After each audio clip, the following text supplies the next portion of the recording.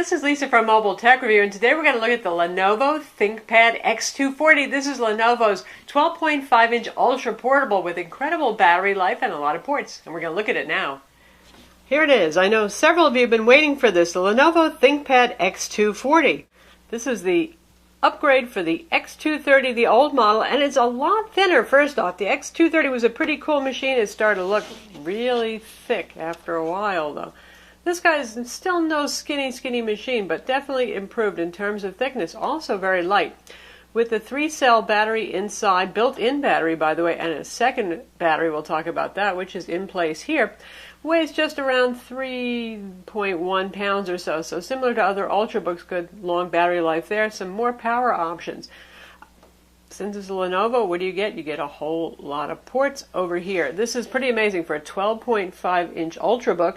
Mini display port, we have our USB 3.0 port, a VGA port. Okay, this is where I know you guys who buy consumer laptops are going, hey, VGA. Guess what? Business users need VGA. It's a good thing to have here. We do have mini display port for those of you who need higher resolution displays. Obviously cooling vents here. The new rectangular style connector Lenovo has been using for a while. On this side, another USB 3.0 port. One of these supports charging, by the way. There's your combo headphone jack.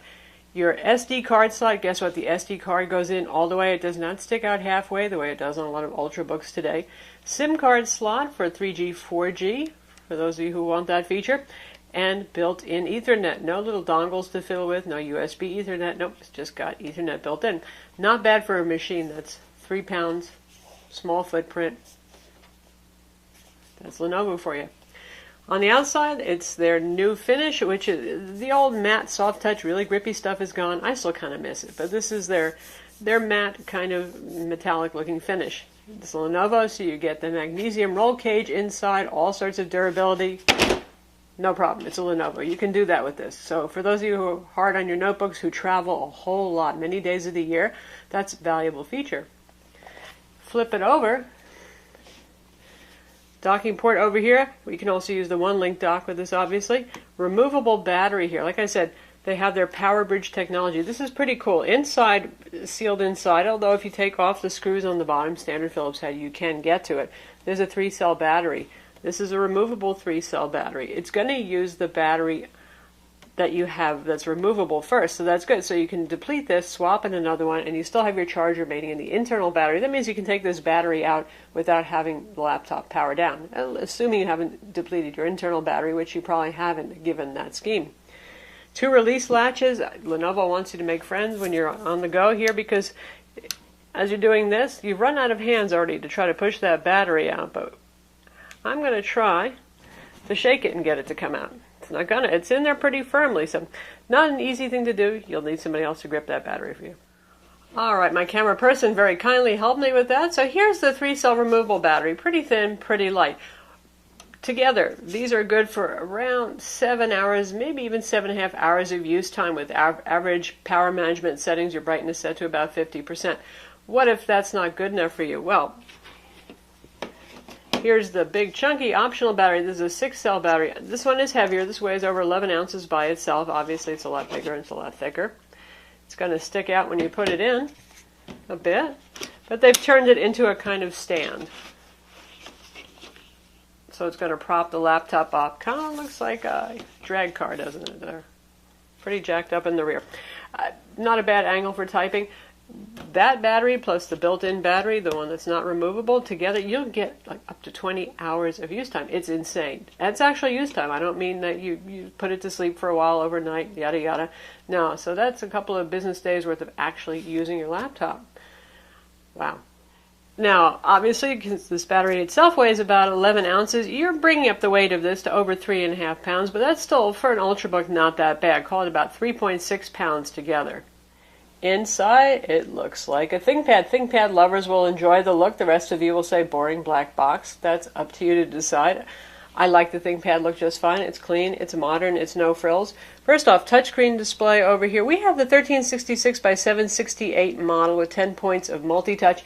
That came out first, IPS display. Now you can also get it with 1920 by 1080, which is pretty much all the rage now in Ultrabooks. That's going to add $330 to the price tag. Ow, kind of expensive there. There is no active digitizer Wacom option for this. Lenovo wants you to get the ThinkPad Yoga if you're into that, and we'll compare those in a minute.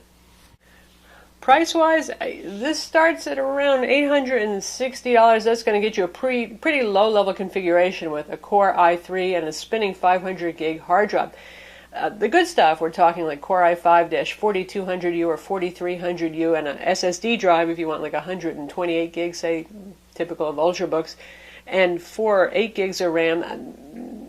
That's going to run you around $1,200 to $1,400. Now you can go all the way up to that full HD display. You can get Core i7-45 or 4600U, that's 1.8 gigahertz or 2.1 gigahertz, standard Ultrabook, 15-watt CPUs all around here, by the way. Go up to 8 gigs of RAM on this, and you can be pushing $1,700. So it all depends on how you want to configure it.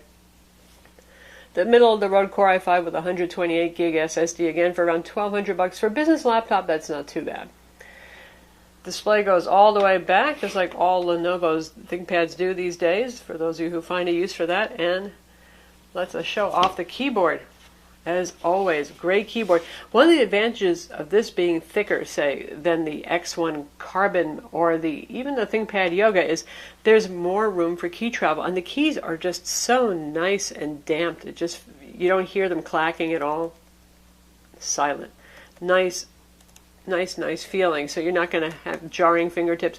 Lots of key travel here. One of my favorite keyboards on Ultra Portables.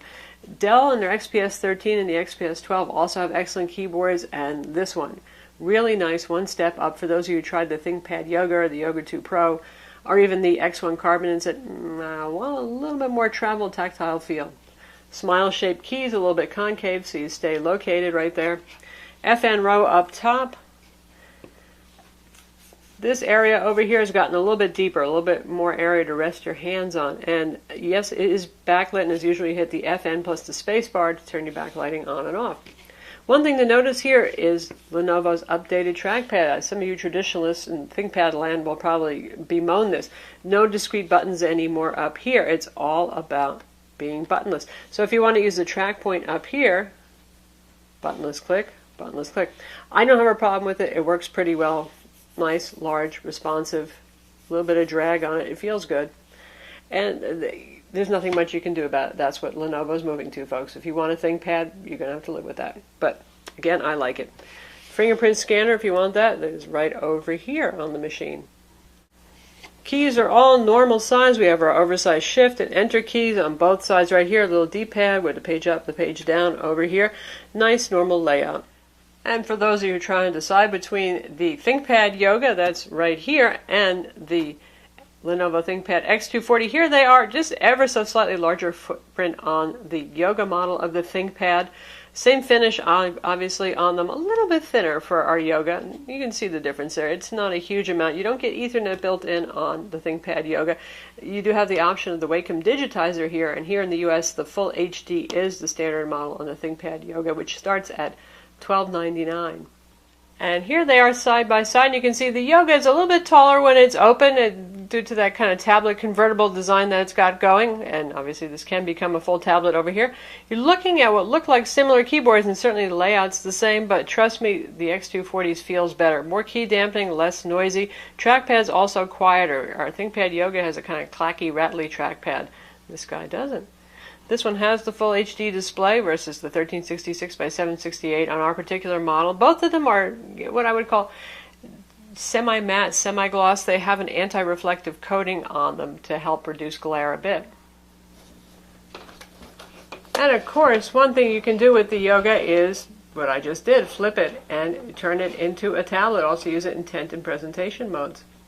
So in terms of internals and upgradability, the X240 is pretty impressive for an Ultrabook. It has a standard 2.5-inch drive bay. It has one RAM slot, so you can actually upgrade RAM yourself. Of course, the wireless card is socketed.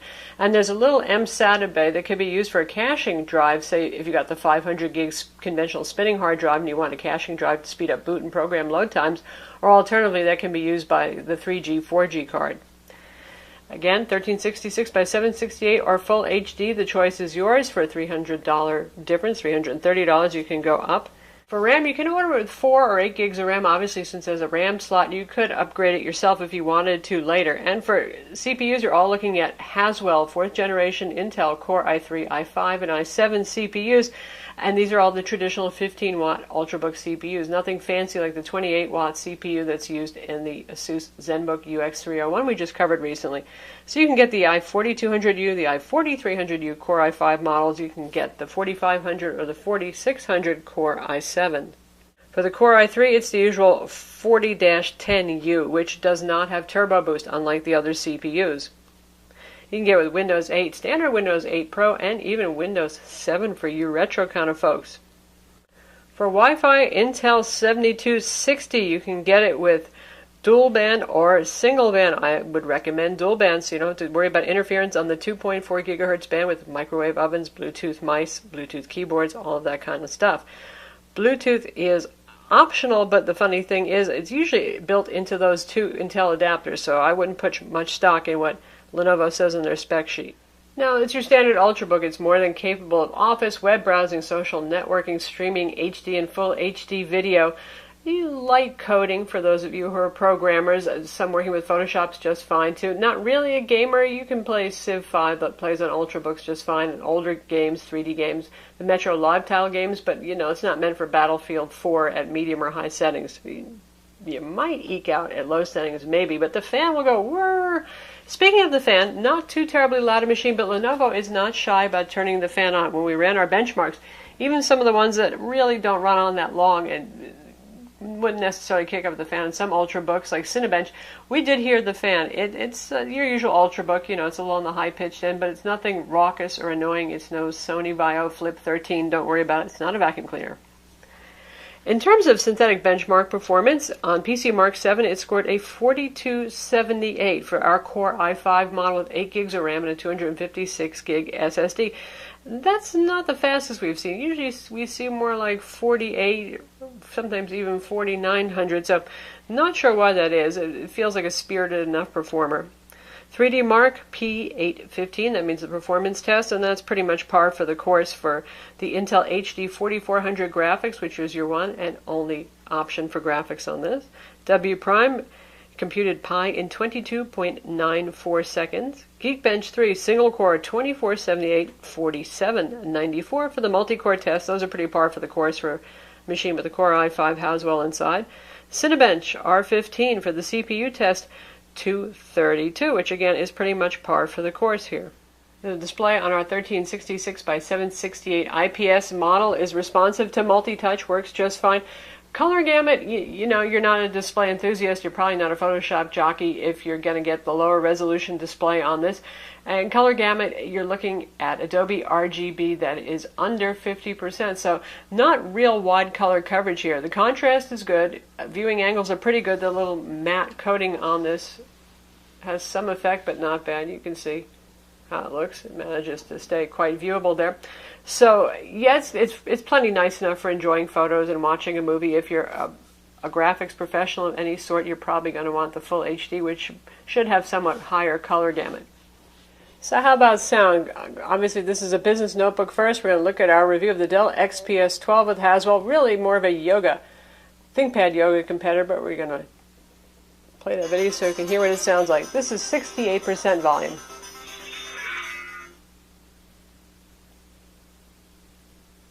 This is Lisa from Mobile Tech Review, and today we're going to look at A the little harsh, a little tinny.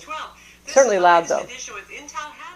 Lenovo does a good job with Wi-Fi, and this has a single band Wi-Fi in it and had very good reception, nice and strong. So generally speaking, you don't have to worry about that with Lenovo. So who's this for? This is for the mobile professional. Obviously, it's not for those of you who are looking for wild, crazy, Gorilla Glass, sex appeal, thin, pointy designs, anything like that. It's for those of you who need that ruggedness that you got here, the incredible battery life, the nice power bridge option with the 3-cell or the 6-cell battery, so you can either have it be slim and normal looking like any Ultrabook, or you can have that bulging battery on the back, which isn't too bad a bulge. That's going to take you on for a couple of business days worth of work. Really just amazing. You get all the ports here. Again, this is the stuff that business users really crave and want, so if that's you, this is your laptop. So that's the Lenovo ThinkPad X240. Certainly for you road warriors who need something ultra portable, you got a lot of ports here. You got insane battery life and today's Haswell Ultrabook internals. I'm Lisa from Mobile Tech Review. Be sure to visit our website for the full review and don't forget to subscribe to our YouTube channel.